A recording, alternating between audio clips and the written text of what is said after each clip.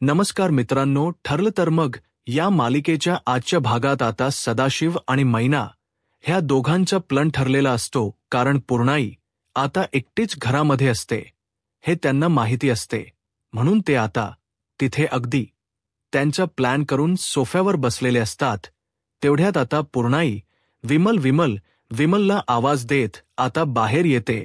हॉलमध्ये आल्यानंतर आता लगेच मैनावती उठते आणि मैनावती लगेच आता पूर्णाजीला म्हणते की पूर्णाई, अहो तुम्हाला काही लागत ते का? तुम्हाला जर काही हवं असेल तर मी तुम्हाला रूममध्ये आणून देते ना. तेव्हा पूर्ण मात्र मैनाशी एकही शब्द न बोलता त्या विमलला आवाज देत असतात.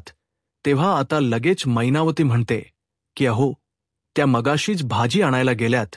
तेव्हा आता पूर्ण रागाने आत जायला निघते, या मैनाशी एकही कॉन्टॅक्ट न करता. तेव्हा आता लगेच मैना ही पूर्णला आडवी होते आणि म्हणते की पूर्णाई, आणि अगदी खाली मान घालत विचारते की तुमचा आमच्यावरचा राग अजून गेलेला नाही का? तेव्हा आता सदा सुद्धा हात जोडतो, अगदी नाटक करत असतात आणि म्हणतात की पूर्णाई, हे बघा हो, कधी कधी होतं असं, माणसाच्या हातातून चुका घडत असतात, परंतु हे बघा पूर्णाई, आम्हाला माफ करा. त्यावर तर पूर्णाई फक्त ठीक आहे असं उत्तर देतात. तेव्हा आता मैना म्हणते की हे बघा पूर्णाई, अहो असं ठीक आहे असं म्हणू नका. मी तुमच्यासाठी कॉफी करू का? तुम्हाला जास्त साखरेची कॉफी आवडते हे माझ्या लक्षात आलेलं आहे, तर करू का हो? तेव्हा आता पूर्णाई नाही म्हणतात. तेव्हा आता मैना ऐकायला तयारच नसते. मैना म्हणते की हे बघा पूर्णाई, करू का? कारण पूर्णाईला आता अगदी बेशुद्ध करून घरातील सोनं नाणं, पैसा अडका सगळं लुबाडून यांना पळून जायचं असतं. त्यासाठी यांचा हा अगदी प्लॅन चालू असतो, पूर्णाईला अगदी काही करून बेशुद्ध पाडण्याचा. तेव्हा मैना लगेच आता अगदी म्हणते की हे बघा पूर्णाई, तुम्ही जर नाही म्हणालात, माझ्या हातची कॉफी जर तुम्ही नाही घेतली तर आम्हाला असं वाटेल की तुम्ही आम्हाला माफ नाही केलं, आमच्यावर रागवलेले आहे. तर फक्त माझ्यासाठी एकदा घोटभर घ्या. तेव्हा आता पूर्णाई म्हणतात की बरं ठीक आहे, कर कॉफी. तेव्हा आता मैना लगेच पूर्णला म्हणते की बरं ठीक आहे, तुम्ही बसा, मी तोपर्यंत तुमच्यासाठी कॉफी घेऊन येते. तेव्हा लगेच आता सदा पूर्णाईला म्हणतो की या बसा म्हणून ते पूर्णाईला आता सोफ्यावर बसवतात. तेव्हा आता मैना कॉफी करते आणि आता पूर्णही बसलेले असतात. सदाशिव आता पेपर वाचत महिन्याला कुणावत असतो. तेव्हा आता महिना थांबा असं म्हणते, तर ती कॉफी झाल्यानंतर कपामध्ये ओतते आणि त्यामध्ये कसले तरी आता बेशुद्ध होण्याच औषध टाकते. पूर्ण ही बिचारी आता यांच्यावर विश्वास ठेवून आता तिथे कॉफीसाठी ती बसलेली असते आणि शेवटी आता मैनाही त्या कॉफीमध्ये औषध मिक्स करून ती कॉफी आता पूर्णाईला आणून देते. तेव्हा आता पूर्ण त्या दोघांना विचारते की तुम्ही कॉफी नाही घेणार का? तेव्हा आता मैना म्हणते की अहो आता आम्हाला कशाला, आम्ही नंतर घेऊ. तेव्हा आता पूर्ण कॉफी पित असते, तर मैना विचारते की कशी झाली? तेव्हा आता पूर्णाई म्हणतात की हे बघा, तशी आता मला साखरेची कॉफी पिण्याची सवय नाही राहिली, कारण कल्पना आणि सायली मला एकही दाना साखरेचा देत नसतात. पण छान झाली तुम्ही बनवलेली कॉफी असं खुष्ट म्हणतात. तेव्हा आता मैना हसते आणि आवडली ना, आता ही सगळी कॉफी संपवायची असं आता म्हणते. तेव्हा आता लगेच पूर्णाई कॉफी पिल्यानंतर मैनाला म्हणते की मी रूममध्ये जाते, विमल आल्यानंतर तुम्ही तिला तिकडे पाठवून द्या. तर मैना म्हणते की हो, त्या आल्यानंतर मी लगेच त्यांना पाठवते. तेव्हा पूर्णाई उठणार तोच पूर्णाईला चक्कर येते आणि पूर्णाई खाली बसतात. आता मैना सदाकडे पाहत असते. तेव्हा मैना मुद्दाम आता ओरडते आणि पूर्णाईला विचारते की काय होतं, चक्कर आल्यासारखं होतं का? तेव्हा पूर्णाई फक्त मान डोलावतात. मैना म्हणते की चला, मी तुम्हाला खोलीमध्ये सोडते. तेव्हा आता मैना पूर्णाईला झोपवते आणि आता टाळ्या वाजवत विचारते, काय पूर्णाई, लागली का झोप? पूर्णाई आता अगदी गाढ बेशुद्ध पडलेली असते. शेवटी आता सदा आणि मैना आता पूर्ण एक गाढ झोपलेली आहे. या संधीचा फायदा घेऊन मात्र लगेच आता आपले गाठोडे वगैरे घेतात आणि यातून जे काही काळे कपडे आहे तर ते कपडे वगैरे काढतात, हातामध्ये अगदी ग्लोव्ज वगैरे घालतात आणि लगेच कपाट उघडतात. मैना ओरडत असते की अहो जोर लावा, चावी आहे का पहा बरं कुठे, कारण आता लॉकर तोडत तोडत असतात. तर आता सदा हा चावी शोधत असतो. तेव्हा आता मैना ही आता पूर्णाईच्या बेड जवळ येते आणि पूर्णाईच्या बेडच्या खाली ती आता चावी शोधत असते. आणि तेव्हा उषा खाली मात्र महिन्याला चावी सापडते. सदा मात्र आता इकडे कपाटामध्ये चावी शोधत असतो आणि तेवढ्यात महिन्याला चावी सापडल्यानंतर तिला खूप आनंद होतो. ती लगेच आता सदा जवळ येते आणि सदा आता लॉकर उघडून खूप काही दागिने, आता लॉकरमधील सगळे दागिने तो आता आपल्या गाठोड्यांनी दोघे आता भरतात. तेव्हा आता जे गाठोडे आहे तर ते त्यांनी अगदी दागिने पैशाने घट्ट अगदी बांधून ठेवलेले असतात आणि आता तेथून पळ काढत असतात. तेवढ्यात आता बाहेर अर्जुन आणि सायली गाडीतून घरी येतात. दोघे अगदी गाडीच्या खाली उतरतात. तोच लगेच आता कल्पना आणि अस्मिता सुद्धा कुठेतरी बाहेर गेलेल्या असतात. त्या सुद्धा येतात. तर अर्जुन त्यांना म्हणतो की काय मम्मा, आणि अस्मिता, ताई तुम्ही कुठे गेला होतात? अस्मिता म्हणते की हो डॅडला फॅक्टरीमध्ये जायचं होतं, मग तसेही आम्ही सगळेजण एकत्रच गेलो होतो आणि ते आम्हाला म्हणत होते की थांबाम हाणून, परंतु आम्ही निघून आलो असे आता कल्पना म्हणते. आणि ती सायलीला म्हणते की सायली, मधू कसे आहे? तर सायली अर्जुनकडे पाहते. तर अर्जुन म्हणतो की हो ठीक आहे, आता ते बरे आहेत. तर चैतन्य तर तेथे आहेत. आणि हे बघ कुसुमताई सुद्धा लवकरच मुंबईवरून येतात. तर तेव्हा आता विमलताई सुद्धा बाजारातून भाजी घेऊन आलेले असतात. आता हे सगळेजण बाहेर असतात. त्यावर त्या कल्पना म्हणते की बरं ठीक झालं, खरंच त्यांच्या जीवावरच हे संकट गेलं आणि आता ते खरंच लवकरच बरे व्हायला हवेत. तेव्हा अर्जुन सायलीकडे बघत म्हणतो की मम्मा ते लवकरच बरे होतील, तर चला आपण आत जाऊयात. तेव्हा आता सगळेजण आत येतात. अस्मिता बाहेरूनच आता पूर्णाईला आवाज देते. मात्र आता मैना आणि सदा अजून सुद्धा रूममध्येच असतात. अजून सुद्धा कपाटामधील दागदागिने घेत असतात. आता अस्मिताने आवाज दिल्यानंतर त्यांच्या कानापर्यंत हा आवाज येऊन पोहोचतो. दोघे आता खूप घाबरतात. नक्की आता घरातील सगळेजण आलेले आहेत हे त्यांच्या लक्षात येते. तर त्यावर आता अस्मिता म्हणते की पूर्णाजी कुठे राहिली? मी तिला सांगणार आहे की माझी सासूबाई तिच्यावर चिडलेली आहे, तर कारण ती आली नव्हती माझ्या सासूबाईंना भेटायला. त्यावर आता कल्पना म्हणते की अस्मिता हे बघ, त्या आता त्यांच्या रूममध्ये आराम करत असतील, तू त्यांच्याशी नक्की नंतर बोल. त्यावर आता सायली म्हणते की बरं ठीक आहे, मी पटकन आवरून घेते, आपण नंतर पूर्णाजींना जेवायलाच बोलूयात. तेव्हा कल्पना सायलीला म्हणते की तू खाली येण्याची घाई करू नकोस, एकतर अगोदरच तुझी खूप दगदग झालेली आहे, तू जरा आराम कर. आणि तेवढ्यात अश्विन, प्रिया हे सुद्धा बाहेरून घरी येतात. तर तसही अस्मिता, आम्ही जेवणच करून आलो आणि तुमच्या जेवणाच काय आहे? तर ते विमल आणि मी बघतो. तेव्हा प्रिया लगेच अश्विनला म्हणते की बघ, अरे बरं झालं आपण बाहेरून जेवण करून आलो, नाही तर अजूनपर्यंत किचन काही आपल्या ताब्यात नसते. तर तेव्हा कल्पना लगेच प्रियाला म्हणते की अगं इतका वेळ तर किचन हे रिकाम होतं आणि जर तू आता घरात असते तर तुला खूप असा वेळ स्वयंपाक करण्यासाठी मिळाला असता.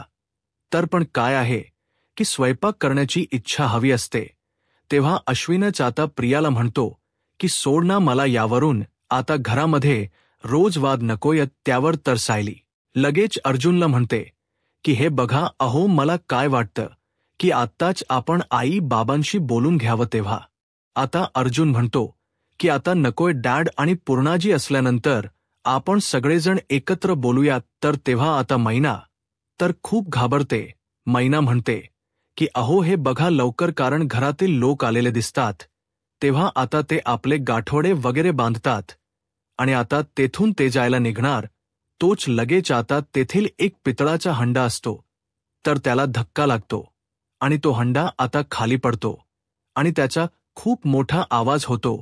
सगळ्यांच्या कानापर्यंत आता हॉल पर्यंत हा आवाज येतो. सगळेजण बघतात की नक्की काय झाले असेल. मैना आणि सदा खूपच घाबरतात.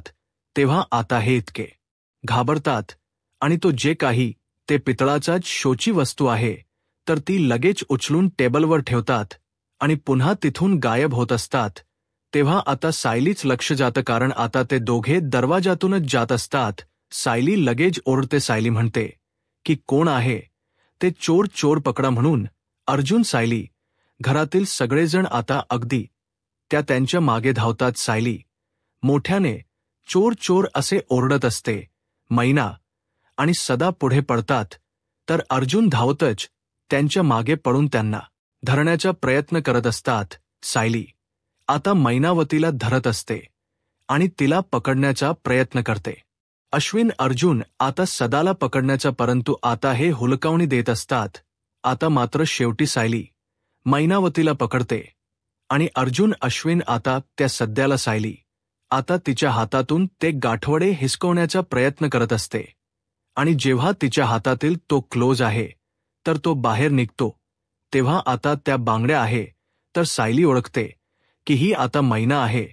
तर अर्जुनने सुद्धा आता सदाला पकडलेलं असतं. सायली पाहतच असते. मैना आणि सदा आता पूर्णपणे घाबरून जातात. तेव्हा आता सायली अगदी जबरदस्तीने तिच्या चेहऱ्यावरचा तो मास्क काढते आणि आता मैना खाली मान घालून सगळ्यांकडे पाहत असते. तर आता सगळ्यांना मैना आणि सदा या दोघांना पाहून तर धक्काच बसलेला असतो. काय बोलते सायली? तू यांची मुलगी नाही तर मग काय? तर सायली म्हणते की हे बघा, कारण मी यांची मुलगी नाहीच, कारण हे माझे जन्मदाते नाहीच. सदा आणि मैना फक्त बघूनच असतात. तर सायली आता या दोघांकडे रागाने बघत म्हणते की तो एक खूप मोठा गैरसमज झाला होता. या दोघांशी मात्र माझं कोणतंही नात नाही. तर मैना लगेच आता रडण्याच नाटक करते आणि सायलीला म्हणते की पोरी, अग तू असं बोलू नकोस, आमच्याकडून ही एक खूप मोठी चूक झाली. आणि सायलीचा हात धरायला जाते. अगं नाही पोरी, सायली रागाने तिचा हात बाजूला झिडकारते. तर आता महिना आणखीनच जवळ येते तर सायली रागाने तिला बाजूला लोटत असते. मैनाकडे ढोंकून सुद्धा पाहण्याची आता सायलीची इच्छा राहिलेली नसते आणि म्हणते की सायली, अगं हे बघ, आमच्याशी नात तोडू नकोस. अगं ऐक ना पोरी, अग आमची चूक झाली. अहो सांगा ना तुम्ही. असं आता सदाला म्हणते, आमच्याशी नातं तोडू नकोस. सायली रागाने तिला आता शांत राहायला सांगते. तर अर्जुन लगेच म्हणतो, तोडायला मात्र नातं हे असायला हवं. तर आता मैना म्हणत असते की नाही, मी तुझी आई आहे. सायली तेव्हा मैना अर्जुनला म्हणते की काय बोलतात? तर अर्जुन रागाने त्या दोघांना म्हणतो की आता पूर्णपणे क्लिअर झालेला आहे की तुम्ही दोघेही सायलीचे आई बाबा नाहीत म्हणून. त्यावर आता हे ऐकल्यानंतर सर्वांना धक्का तर बसतो, परंतु कल्पना म्हणते की अरे पण तुम्हाला दोघांना अचानक हे सर्व कसे कळाले? असा अचानक इतका शोध लागलेला आहे. तर सायली म्हणते की नाही आई, अहो हा अचानक लागलेला शोध नाही, कारण गेल्या बऱ्याच दिवसापासून आम्ही यांचा खोटेपणा शोधण्याचा प्रयत्न करत होतो. तेव्हा लगेच अर्जुन म्हणतो की हो मम्मा, जेव्हा अश्विनने यांच खोट फ्रॅक्चर पकडलं होतं तेव्हाच मला यांच्यावर डाऊट आला होता. त्यानंतर मात्र मी सायली आणि मैनावती या दोघींचे DNA टेस्ट केली आणि तेव्हा मात्र आता ते DNA मॅच झालेले होते. हे अर्जुन आता सगळ्यांच्या समोर सांगतस.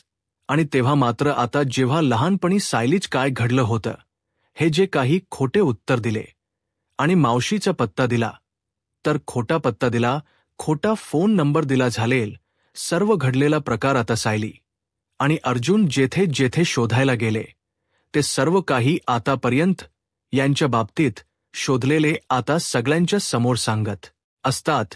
तेव्हा आता हे सत्य सांगितल्यानंतर आता प्रियाचे तर होश तर उडतात, परंतु सगळ्यांना धक्का बसतो. मैना होती आणि सदा यांच्या पायाखालची जमीन सरकते, कारण आपलं खोटं पकडल गेले आपल्या विरोधात. मात्र हे जे काही शोधत होते तर त्याचे पुरावे त्यांना सापडले. तर आता हे सर्व ऐकून अश्विन म्हणतो की हे सगळं किती हॉरिबल आहे. तर प्रिया आता घाबरत म्हणते की हो ना, किती भयंकर आहे हे सर्व, परंतु यामुळे मात्र हे सिद्ध होत नाही. तर सायली, हे तुझ्या आई बाबा नाहीत म्हणून. तेव्हा आता कल्पना म्हणते की हो ना सायली, खरं आहे. तर कारण तुला कोणी सांगितलं की तुझे आई बाबा नाहीत म्हणून. तेव्हा सायली उत्तर देते की मधुहनी. तेव्हा आताप रियाला तर धक्काच बसतो. तर कल्पना विचारते की काय सायली? मधुहनी. किंवा आता अस्मिता विचारते की काय सायली, पण हे कसं शक्य आहे ग मधुभाऊ? तर बोलू शकत नाही. तर सायली म्हणते की हो, ते नाही बोलू शकत. तेव्हा सायली म्हणते की हो, परंतु आम्ही जे काही बोलतो ना, तर ते अगदी त्यांना कळते. हे आम्हाला डॉक्टरांनी अगोदर सांगितले होते. आणि आम्ही जे काही त्यांना प्रश्न विचारले, तर डोळ्याची उघडझाप करून मात्र ते आम्हाला त्या प्रश्नांची उत्तर सुद्धा देत होते. तेव्हा अर्जुन म्हणतो की हो, हे सर्व खरं आहे. आणि जेव्हा मात्र आता ही गोष्ट सायलीच्या लक्षात आली, तेव्हा आम्ही एक प्लॅन केला होता. ह्या दोघांना आम्ही मधूंच्या समोर उभे केले होते. आणि कोमात जाण्या अगोदर आता मधुनी मला हे सांगितलं होतं की सायलीचे आई बाबा जिवंत आहे. तर आणि नक्की सायलीचे आई बाबा कोण आहे हे फक्त आणि फक्त मधुहूनच माहिती आहे. आता हे ऐकल्यानंतर प्रियाला तर धक्का बसतोच, परंतु मैनावती आणि सदा यांना सुद्धा सायली पुढे म्हणते की या दोघांकडे बघून मात्र डोळ्यांची उघडझाप करून आता मधुनी मला लगेच उत्तर दिलं होतं, मैनावती आणि सदा ही माझे खरे आईवडील नाहीत म्हणून. अस्मिता म्हणते की बापरे, म्हणजे हे दोघं तर पूर्णपणे फ्रॉड निघाले. तर तेव्हा आता सदा म्हणतो की नाही, आम्हाला तर खरंच वाटत होतं की आमची बुबली आहे म्हणून. तेव्हा आता लगेच सायली विचारते की हो का, मग तरी सुद्धा तुम्ही तिच्या घरात तुमच्याशी असं वागलात का? ज्यांनी तुम्हाला घरामध्ये थारा दिला, तुमची काळजी घेतली, त्यांच्याशी तुम्ही असं वागलात असे असतात का आपले आई बाबा? आणि जन्मा अगोदर आपली नाळ ज्यांच्याशी जोडली आली गेलेली असते, तर ते आई बाबा असतात. लेकरांची पोट भरली त्यात समाधान मानणारे आई बाबा असतात. तर एखाद्या लेकराला जर खरंच खर्चटलं तर त्याला दुःख होणार आहे, वेदना होणार आहेत. त्यांना त्या वेदना होत असतात, तर ते आई बाबा असतात. आणि जिला तुम्ही मुलगी मानत होतात, तर तिलाच इतक्या मोठ्या वेदना द्यायला निघाला होतात का? तिलाच तुम्ही म्हणजे इतका त्रास देत होते का? मी तर देवाचे खरंच आभार मानते की मी तुमच्या बोटी जन्म घेतला नाही म्हणून. कारण आईवडील या शब्दाला तुम्ही कलंक आहात. सायली आता खूपच भडकलेली असते. तेव्हा लगेच आता सदा खूप मोठ्याने बडबड करत असतो की हेच आले, अर्जुन आमच्या घरी आले आणि आम्हाला खोटं दाखवला आणि ही तुमची मुलगी आहे असे ते म्हणाले. आता मैना सुद्धा ओरडते की हो, असंच झालं होतं. तेव्हा अर्जुन म्हणतो की हो, ती तर माझ्या आयुष्यातील सगळ्यात मोठी चूक होती. तर जरीही एक वकील असलो ना, तरी सुद्धा एक माणूस आहे, एक नवरा आहे. मी एका आपल्या बायकोवर खूप प्रेम करणारा, की जो नवरा आपल्या बायकोच्या डोळ्यामध्येही एक असर सुद्धा बघू शकत नाही, असा नवरा. कारण मला सायलीचे आई बाबा शोधण्याची खूप इच्छा झाली होती. जे काही अगदी मला डोळ समोर दिसत होते, तर तेच मी खरं मानत गेलो. माझी चूक झाली. तेव्हा आता सायली म्हणते की परंतु आता त्यांनी ती चूक सुधारली, तर आणि मी सुद्धा आता ती चूक सुधारणार आहे. तर त्यामुळे आता यापुढे मात्र तुम्हाला दोघांना या घरामध्ये नाही धारा. आताच्या आता तुम्ही येथून तुमचं सगळं काही बाळविस्तार घेऊन निघून जा. तेव्हा लगेच आता मैना रडण्याच नाटक करते आणि म्हणते की सायले, हे बघ अगं, असं अंतर आम्हाला देऊ नकोस अगं. हे बघ, यांची शपथ घेऊन सांगते की सायले, अगं परत असं चुकीच मी केव्हाही नाही वागणार. प्लीज अग सायले, आम्हाला घराच्या बाहेर काढू नकोस. तेव्हा आता कल्पना रागाने म्हणते की म्हणजे एवढं सगळं कळल्यानंतर कोणत्या नातेने तुम्ही येथे घरात राहणार आहात? तर निर्लज्जपणाचा कळस आहे, समजा. तेव्हा आता अर्जुन म्हणतो की नशीब समजा आणि सदाची गजंडी धरत म्हणतो की आम्ही तुम्हाला पोलिसात नाही देत. तर सायली म्हणते की यांना अगदी भरभटत घराच्या बाहेर काढलं पाहिजेल. अश्विन बावजी चला, तेव्हा आता सायली मैन्याचा हात धरते आणि अर्जुन आता ह्या सदाचा आणि अगदी ओढत ताडत त्यांना घराघराच्या बाहेर काढत असतात. सदा आणि मैना हात जोडतात. प्लीज सायले, प्लीज आम्हाला घराच्या बाहेर काढू नकोली. त्यांना आता गेटच्या बाहेर ढकलून देते आणि म्हणते की या घराकडे परत अगदी वाकडी नजर जर करून बघितली तरी सुद्धा गाठ माझ्याशी आहे हे लक्षात ठेवा, असे सायली आता त्यांना धमकावते. आणि शेवटी सदा आणि मैना या दोघांना घराच्या बाहेर काढून देते. रागाने त्यांचे मास्क त्यांच्या तोंडावर फेकून देते आणि निघा इथून असे धमकावून म्हणते. आता सदा हा मैनाला म्हणत असतो की मी तुला सांगत होतो की इतकी मोठी चोरी करू नकोस. मैना त्याच्यावर ओरडत असते की हो, तुम्हीच मला सांगत होतात. मला काय माहिती की हा सगळा गोंधळ होईल आणि ही सायली आपली पोरगी नाही हे मला माहिती होते. का किंवा सदा म्हणतो की अगं ही चोरी जर तू केली नसती तर मस्तपैकी आपल्याला राहता आलं असतं. मैना आता त्याच्यावर ओरडते की मी एकटीने ठरवलं का आपण दोघांनी मिळून ठरवलं होतं आणि माहिती होतं की या सदा आणि मैन्याचं शेवटी गाठवण रिकामच राहणार. तर आता ते दोघं बडबड करत जात असतात. कल्पना म्हणते की आता यापुढे मात्र यांच्या आठवणी सुद्धा या घरात नकोय. तर एक वेळ असं झालं की बरं झालं पूर्णाही हे सर्व बघण्यासाठी बाहेर नव्हत्या. तर तेव्हा आता सायली आणि अर्जुनच्या डोक्यात प्रकाश पडतो. सायली म्हणते की इतका मोठा आरडाओरड झाला परंतु पूर्णाही बाहेर कशा आले नसतील. तेव्हा अस्मिता म्हणते की पूर्णाजीला काही झाले तर नसेल ना. आता सर्वांना पूर्णाजीची काळजी वाटते. तेव्हा मित्रांनो, हा भाग येथे संपतो. पुढील भागामध्ये आता सर्वजण आता पूर्णाजीच्या रूममध्ये येतात. तेव्हा आता अर्जुन पहिल्यांदा पूर्णा आजी जवळ येतो आणि पूर्णा आजी पूर्णाजी असं म्हणून तो आजीला उठवत असतो. परंतु आता पूर्णाजी गार बेशुद्ध असते. तेव्हा सगळेजण पूर्णा आजी म्हणून उठवत असतात. तेव्हा आता सगळ्यांना पूर्णाजीची खूप काळजी लागून आता सर्वांना एक धक्का बसतो. तेव्हा आता सायली ही रूममध्ये आल्यानंतर आता अर्जुनला म्हणते की ते लोखंडे आहे ना, ते फक्त चोरी नाही करून गेले तर पूर्णाजीला गुंगीच औषधं सुद्धा देऊन गेलेत. आणि ते म्हणाले होते ना, मी माझ्या मुलीच्या घरी राहिलो होतो, ते एक थापट होती. तेव्हा मात्र आता लगेच अर्जुन म्हणतो की हे ते त्यांच्या मुलीच्या घरी नाही तर ते पोलीस स्टेशनमध्ये होते. तो लोखंडे पोलीस स्टेशनला होता आणि ती मैना आपल्याशी खोट बोलत होती.